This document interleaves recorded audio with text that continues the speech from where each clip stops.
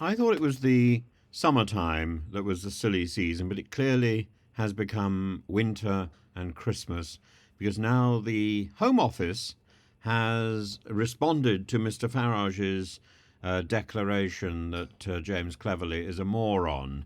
It has said that indeed the high winds have stopped some of the boats from sailing, some of the small boats from coming to Britain across the Channel.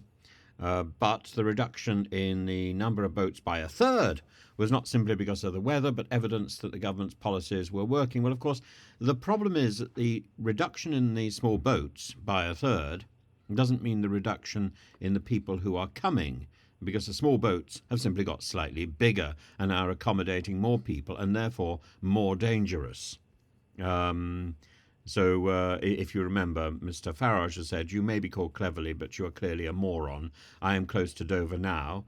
The wind has been gusting 50 miles per hour. That is why there are no migrant crossings."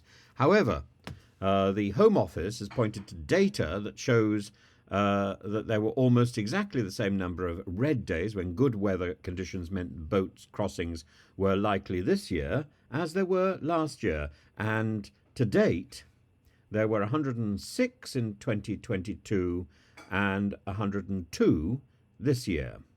But small boat crossings are down by a third this year, with fewer than 30,000 or so compared to 45,000 or so last year.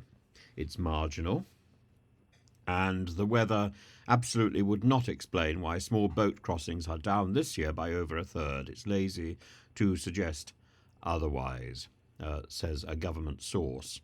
So Mr. Farage can clearly rile James Cleverly and the government to the extent that he gets an immediate response within a day of speaking his mind. That's extraordinary.